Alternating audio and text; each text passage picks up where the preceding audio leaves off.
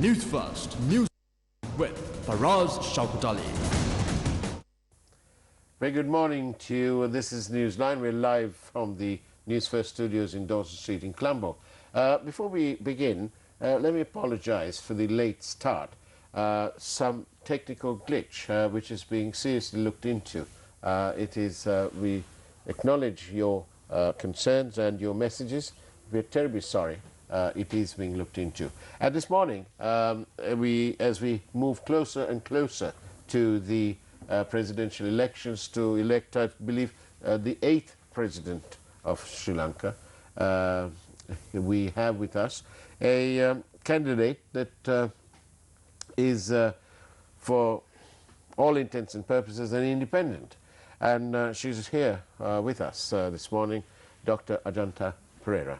Very good morning to you, madam. Good morning. And I'm sorry to have kept you waiting. That's fine, that's fine. Darling, tell me, what would you say is the biggest issue, the number one issue that is facing the next president of Sri Lanka, which could well be you?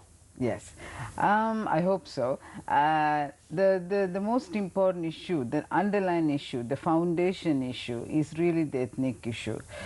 We do not have peace within inside of Sri Lanka. The people of Sri Lanka, when you talk in terms of the north, the east and the south, there is no harmony among them. Even though we say good, we are good to each other superficially, but deep inside, people's problems have not been solved. People don't have a voice in Sri Lanka, especially the people in the south. Of course, they have a voice, but the north and the east does not have a voice in terms of development, in terms of decision making. And I believe until and unless we solve those issues, we would not be able to bring about the economic development, which is the most important issue in Sri Lanka. So that's why I said, until and unless somebody solves the foundation and lay the foundation stones well, we cannot build the house that we are planning to build. But surely, Dr. Pereira, the ethnic issue isn't it really an issue made up by politicians? I don't think so, because when I go to different areas, now for example, whenever I go to Jaffna or Vaunia and the region, I look at the people and I see there's no hope in the people. People don't even consider Sri Lanka. Well, yes, but isn't it because especially after, to start with, the people of the former conflict areas didn't really want, the war wasn't started by them. It was started by a bunch of murderous terrorists who were seeking to grab power for themselves, because usually the bottom of all these things is something, and it's usually power. And so the people in those areas sort of got caught up in the sort of moves made by this little group, which turned out to be such a murderous unit ever, all in the name of unity and democracy and all that. Now, those people, having suffered there, then after the so-called war, there's nothing really of any substance that has been delivered to them. Exactly. There's no housing. They've got a road. They've got roads, which is essential for free movement and development and so on. Yeah. But this government, they had 4.5 years to give some houses. The previous government had about 2009 to 2014, another 5 years. So total about 9 years to provide housing. And you know, what have we got? We've got a few houses here and there. Yeah. But I think on the whole, if you look at Vaunia, which is my favorite town, basically they do not even have any industry. This is the problem that they're facing. You see, most of the people in the region, they want to earn money. They want to see economic development in their area. But they have agricultural sector developed to some extent because they're capable of that. They have the know-how of it. But the industrial development has not happened. And so what has happened is we have a huge number of youth in the region who are they're very studious and they're very brilliant people. So what happens is they study, and when they cannot get a job, they go abroad. All that they hope for is to go abroad, leave the country. And then if you look at the statistics, even the school dropouts has increased to a large extent. And then if you look at the women, you would find that most of the women, mostly there are a lot of houses which are really run by the women themselves. So basically what happens there is, women-headed households, the woman has to go out to work, but she does not find jobs except for in the agricultural sector. So eventually she takes a loan, and there are a lot of companies who go to the region and then they give loans to these people. And now when they cannot pay back their loan, they take another loan from another company because they cannot find any money in the region. So what happens eventually is that they are frustrated. They cannot get off the ground. They are in debt. So in Vaunia, which I have heard, is that 171 women have already committed suicide because they cannot pay back their debts.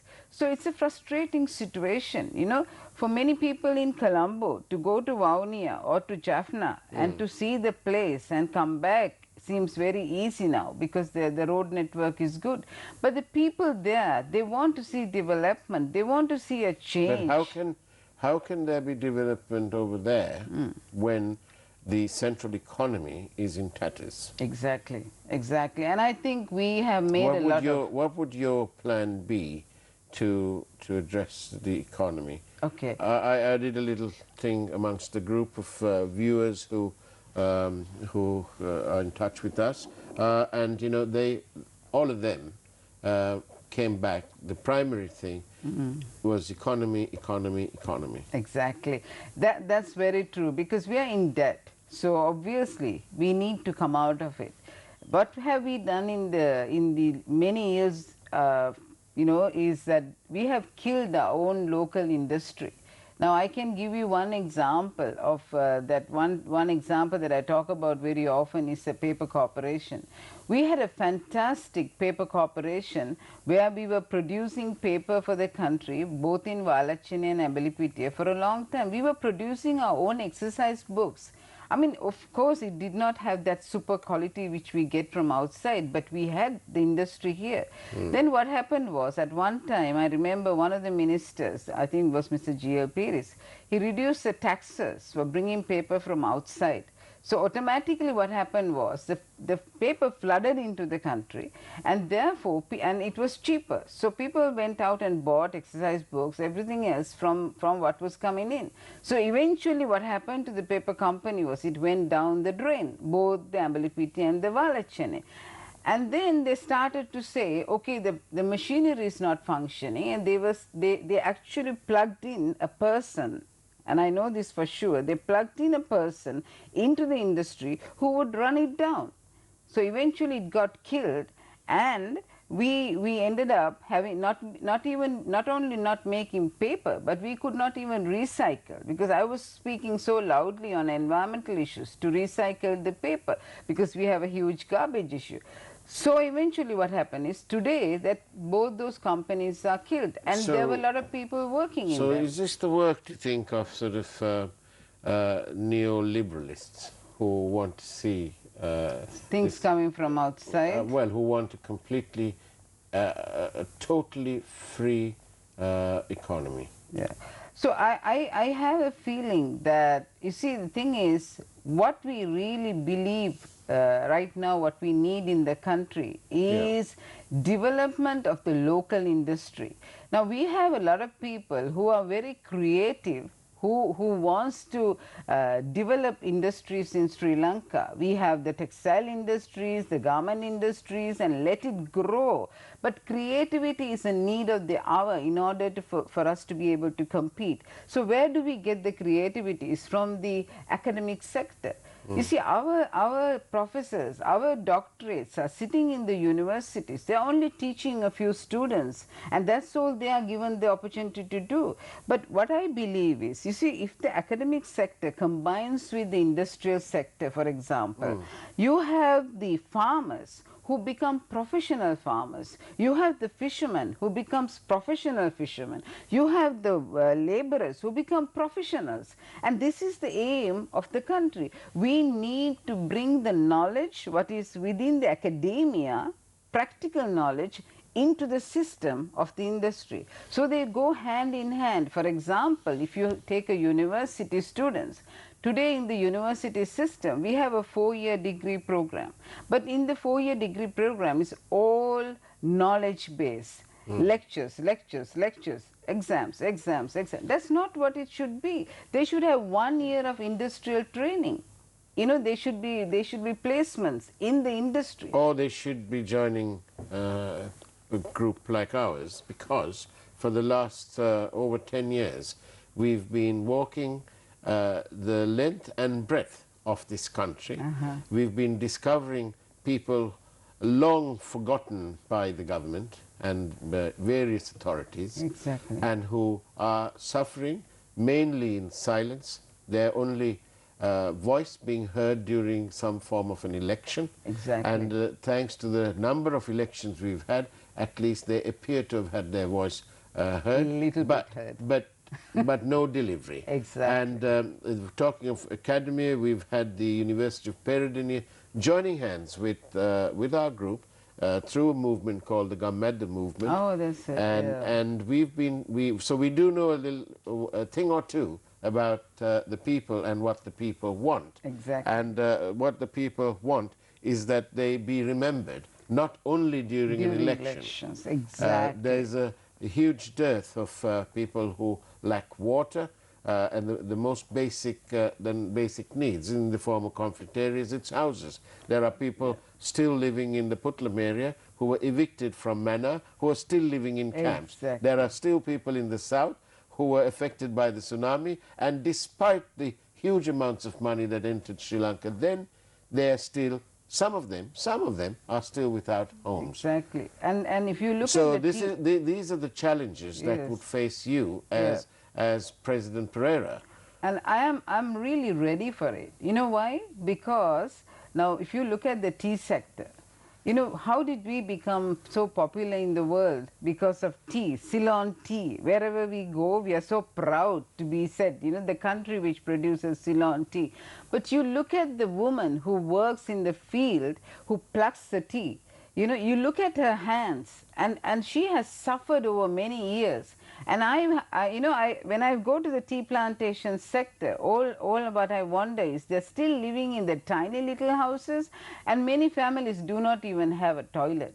40 years it has taken for Mr. us Modi to even... apparently won his elections. One of the prime things was that he supplied toilets.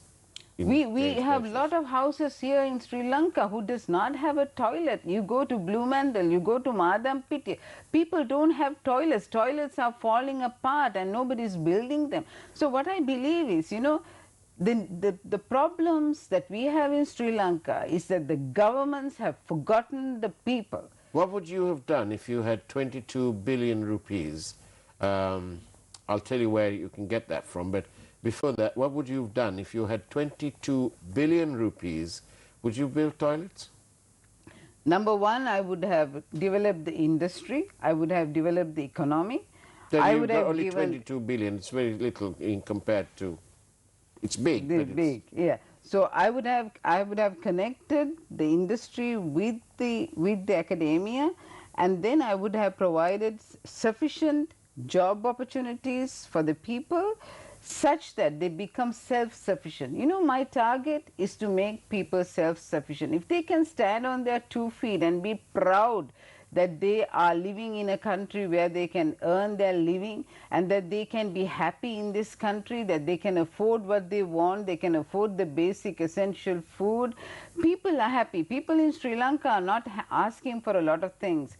And the toilets, you know, how can you build it? People are giving loans and they're giving houses. And some of the houses are given without a toilet. How can you do that? At an average of 12 lakhs, 1.2 million, you could have built in excess of 18,000 houses with 22 billion rupees. 22 billion, Dr. Pereira, is the amount of money the minimum amount of money that one company made out of the infamous and scandalous matter now known as the bond scam. And just I'll give you a little bit of a heads up on the kind of money that you're talking about.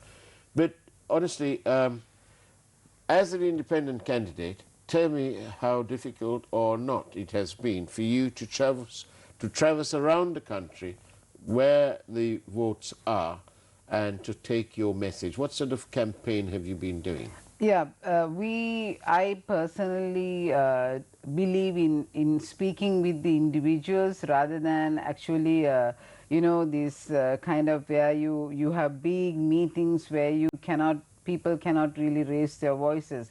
And also another thing I really want to tell you is that I am not a person who would have campaigns where you are giving somebody a packet of food and some money to travel by bus, and when you come on stage they are all calling Jai Veva. I do not believe in those things because I think it's a very wrong thing to do. So basically my campaign strategy has been, with the amount of money that I have, is to have pocket meetings where we actually meet the people and we allow people to say what they want to say, and then we also propose as to what we are doing. Then of course I have prepared leaflets so that people can, in simple language, so then they can get to know what we stand for. Because I have worked in this country for 26 years on environmental issues without taking a cent from anyone. So there are many people who know that what I stand for as well, because environmental protection and development has always been in the heart of me. Developing the recycling industry, developing composting so that it goes into the agricultural sector. We need to have organic farming. These are the things. Sorry? Do you think, Dr. Pereira, that when you don't charge for your services, that you are not as respected as if you did charge?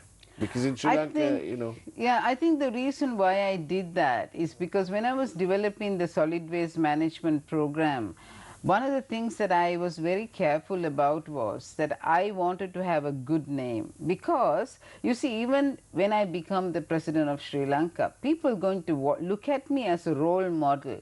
I think this is what is lacking in Sri Lanka in the political realm. You need to have integrity. You need to believe in the rights of the people. You need to have that character within you, that people can look at you and say, this is the type of person that I want to be one day. Because what we need to remember is, when you become the president, there are a lot of eyes of the youth who are also looking at you, and you need to be a role model in what you do. So everybody is watching how you behave, what you do, and so on, and it's very, very important. So that's exactly the strategy I used when I was solving this waste management. I did not take money simply for the reason I wanted the message to go to the people, so that the people become strengthened, they become empowered, and such that one day that they will be able to do what I have been preaching about. And it happened in the environmental sector. Well, when you do become the president, you may want to pursue the bond matter, because I'm not rabbiting on about this, but I am stating a very valuable fact, which apparently all our legislators seem to have forgotten all about, or they think that we've forgotten. Well, we haven't. At Newsfirst, we've got a long, long memory, because it is people-centric. And that is this. Exactly. In the first bond, the amount I referred to was the profit made by one company, near enough, around 22 billion. That was in the first bond. I want to just tell you something, because in case you may have missed this. In the second bond, by the way, was about 7 to 10 times greater than the first one. Yeah. So if bond 1 was 22 billion, only God knows what the second bond. The second bond, very conveniently for everybody, was not looked into.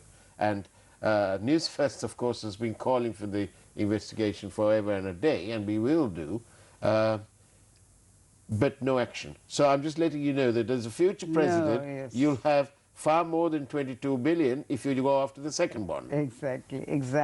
And I also believe one of the reasons why I stood up to be the president is because of the corruption. And I understood in the parliament, we have a bunch of people who do not even know why they are there. And they have taken the country in the wrong direction. And another reason I really specifically want to say, most of the people in the leaders, if they do not know how to manage a nation, how to manage a nation in such a way that the people of that nation can be living in harmony, in peace, in fulfillment, you know, they are in the wrong place. So basically what is most important is that these leaders should know exactly what they are doing. Now most of the time the leaders have done is they have a bunch of people around them who they call as advisors.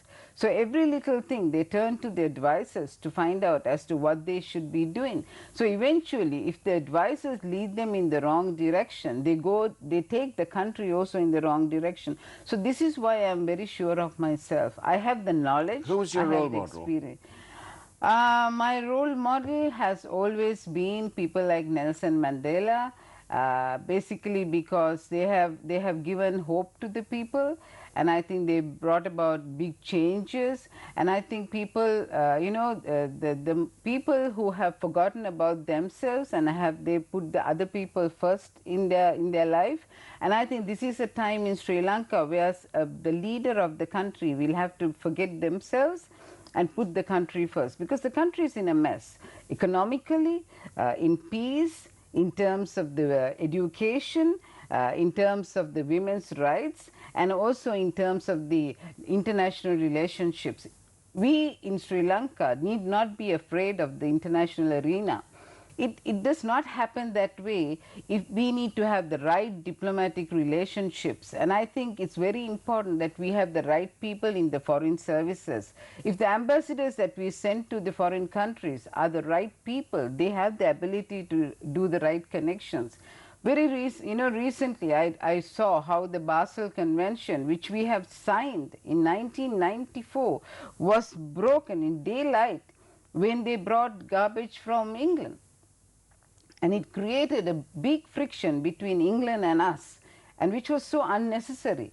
And because they have actually signed an agreement to say that they were bringing this stuff for recycling, but eventually they have actually signed without even allowing the others to know that they have signed something so that they can bring the waste from abroad and actually dispose it here. So I believe, coming from a diplomatic family, I believe 100% on the international connections, because we need the technology from outside in order to develop our industries. So the most important thing is to solidify the situation in Sri Lanka in terms of economy, peace, education, give power to the people, let people decide. We have a lot of policies in Sri Lanka which are based on expert advice, but not the people's voice. So for example, the farmers, the laborers, for example, even the tea plantation workers, the fishermen, their voice needs to be heard in the policies. So one of the things that I would do. Can you bear with me 1 second? Sure. We are in conversation with a presidential candidate, Dr. Ajanta Pereira. She's the first female candidate, I believe, since 1999, when 94, when President Kumaratunga came in. And of course, we encourage your questions by SMS, please. 0772 300 305. And thank you for the ones that you've already sent us here. Now then, I'd like to ask you a little bit more.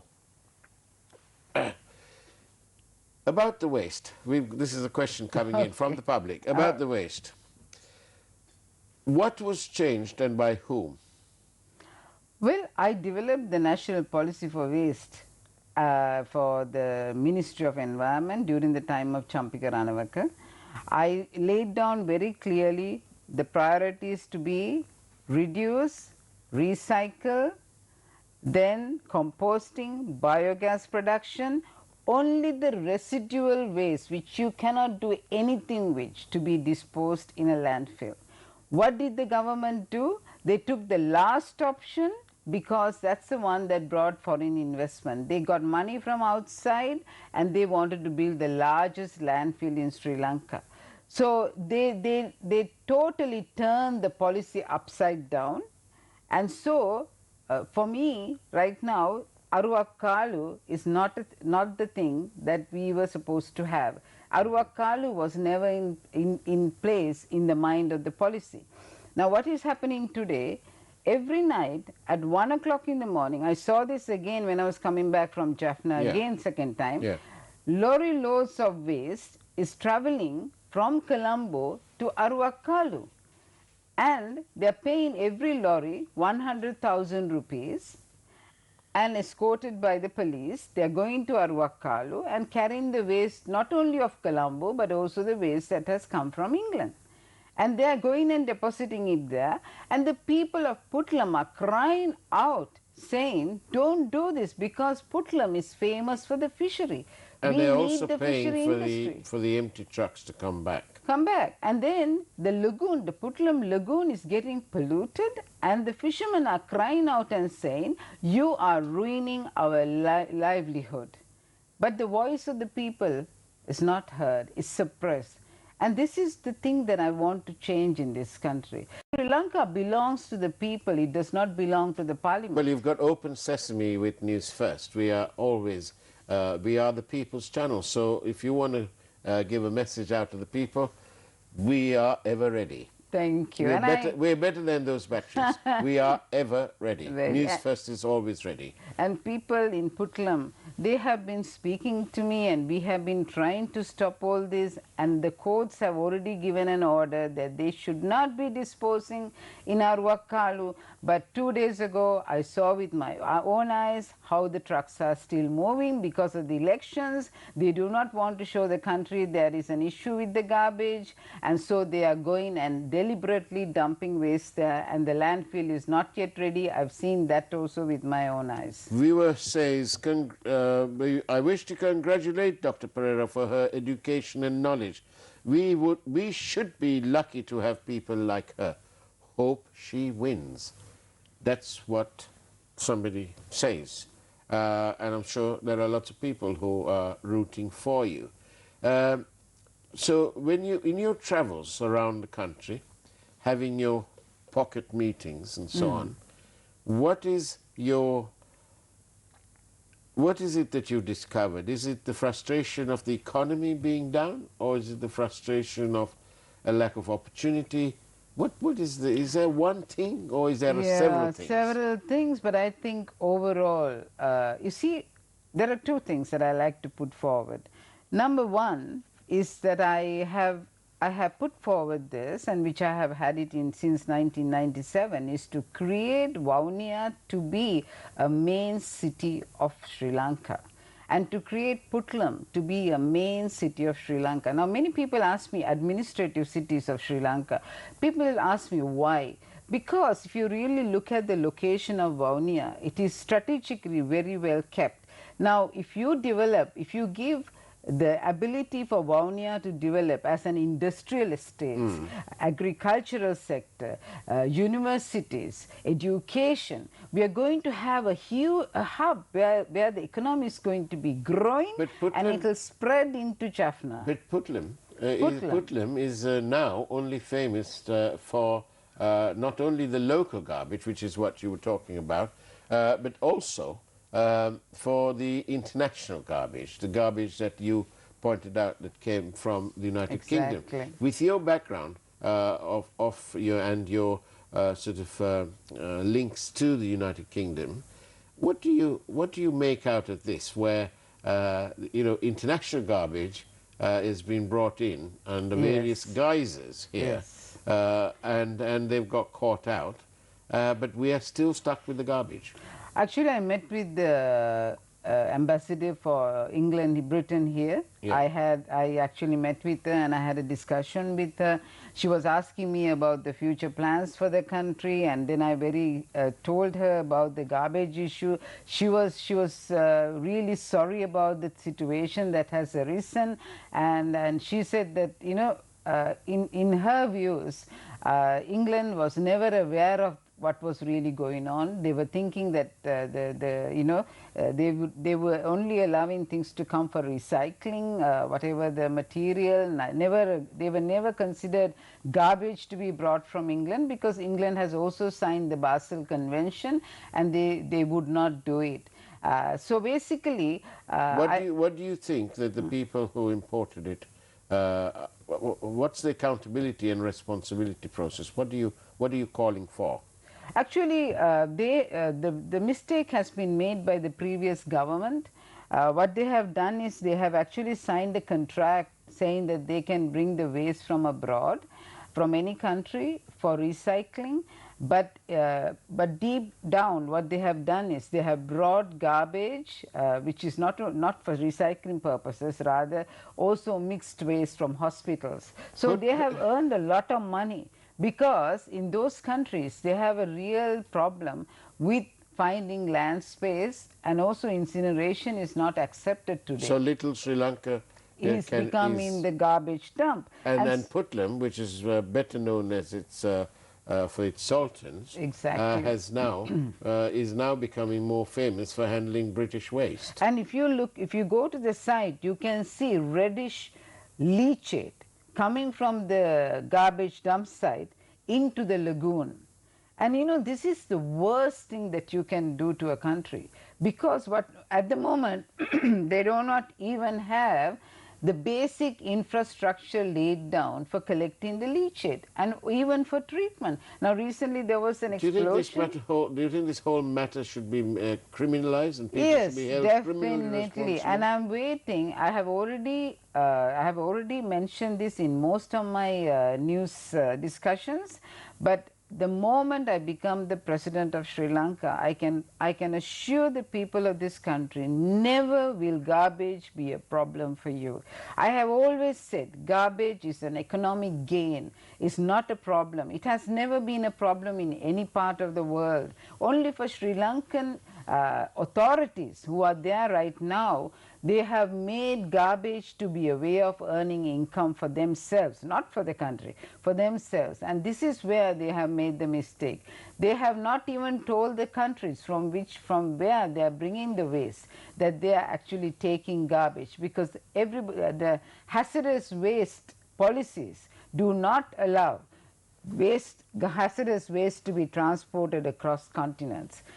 The messages are coming in thick and fast. 0772 300 305. You got 5 minutes. Do send us your messages by SMS. 0772 300 305. We're in conversation with Dr. Ajanta Pereira, who is a presidential candidate. And one of the several messages we've received already, another one, says that she is great. Who are the other like-minded women around her? She cries for Vavuniya. I cry for Vavuniya because why I not see the South? tears. I see the tears. You see, why I cry for the North, there's a very good reason for that. Everyone who came to be the president of this country promised the North and the East that they will be looked after. They went through a war. We went through a war. But when you promise people something and you come to power and you forget the people, it's a heartache for the people. Today, what we need is economic development for Sri Lanka. How can I do that when there are people crying in this country and unhappy in this country? People in the tea plantations, they're only asking for 1,000 rupees. And we are struggling, not being able to give 1,000 rupees, but we have corruption where people are taking the money to themselves. The counter to that 1,000 rupee is that if you look at the productivity of the Sri Lankan worker and compare that with, let's say, the Kenyan worker, the Kenyan worker's productivity is far higher. Exactly.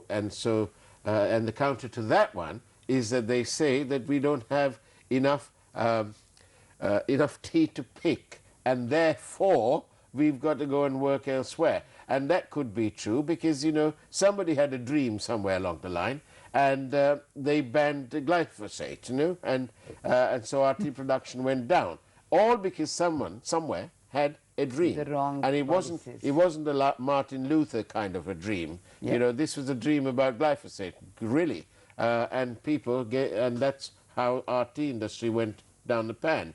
and the way it's structured, there's no investment, and the people who are running these tea estates don't want to put in tea bushes because it takes ever so long to get a return. And so when they've got only a 33-year lease or so on, they need that to be extended if they want to get a return for their money.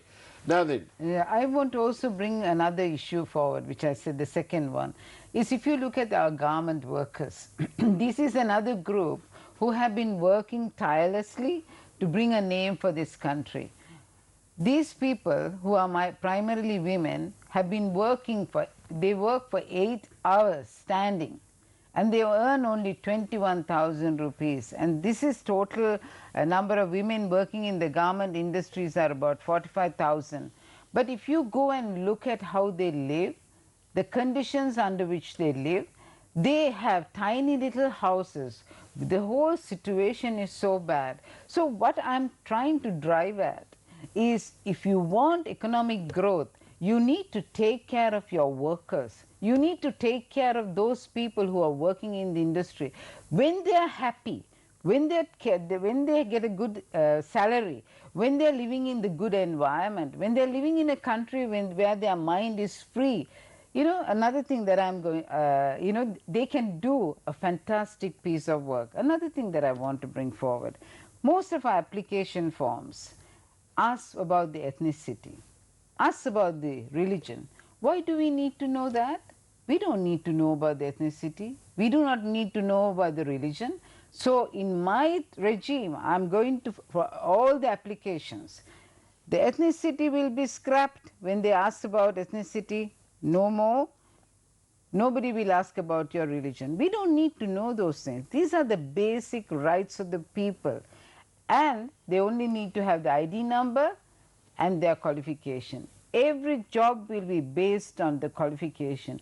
We need to make everyone feel who's born in Sri Lanka that they are part of Sri Lanka. This is their country to develop. Dr. Ajanta Perera, you know, thank you ever so much. You've made a wonderful impact, and there's several messages, including, I take it from a female viewer who says that this is why it makes me proud to be a woman. I'm so glad that you inspired people. In our wrap, we just want to point out that in the tea industry, thank you for all those questions about that, by the way, but foreign companies owning our plantations take the profits out. That's why there is a discrepancy between auction and export prices. And for all the other things, Dr. Ajanta Perera, thank you very much. Thank you. And we Thank look forward you for to having me. Oh, it's a great pleasure. The pleasure's you so much. all ours, and we encourage you to make use of News First, especially when you're spreading the people's voice, because we are the people's voice. Thank you. And we will give you a voice where you may not find one elsewhere. On that note, that's the way it was on Newsline. Thank you very much for watching. Sorry about the late start. We're looking into that. And, of course, have a great day, great week ahead, and God bless.